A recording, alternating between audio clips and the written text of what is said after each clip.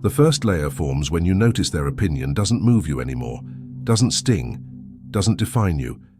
Their absence isn't an emptiness you need to fill. It becomes silence that finally matches your breathing. Then comes an even more powerful realization. You don't want to prove anything to anyone anymore. You don't want to persuade. You don't want to force someone to understand you. Your energy is no longer available to those who can't recognize it.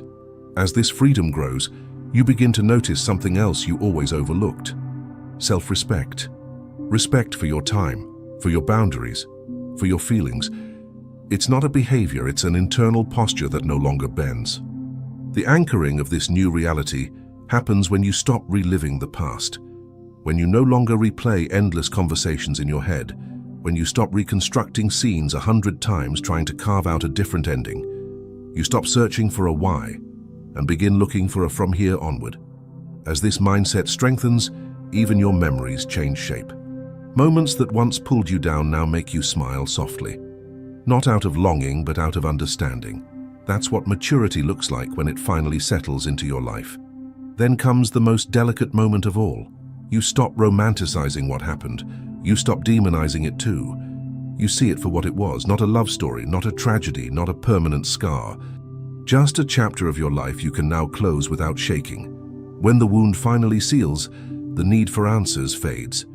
You don't want explanations anymore. You don't want late apologies. You don't want dramatic closure. The truth you've built inside yourself is enough, and then something shifts in the way you see yourself.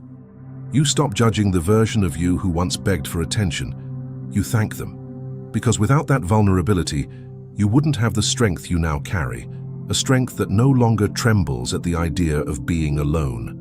Real inner consolidation is realizing you're no longer afraid of silence. Silence isn't punishment, it's sacred ground.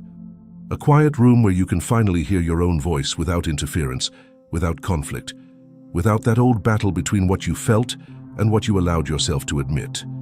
And as this calm deepens, the final test arrives. You no longer want them back, not out of bitterness, but because you don't need them anymore. Sometimes freedom is born the moment you stop calling important something that was only familiar. The version of you emerging now is sharper, more grounded, more awake. You no longer reach for what once felt indispensable. You've discovered that your presence is worth far more than any chase. So you begin choosing differently, quietly, without ceremony. You choose people who listen without testing you, connections that don't demand you sacrifice your peace,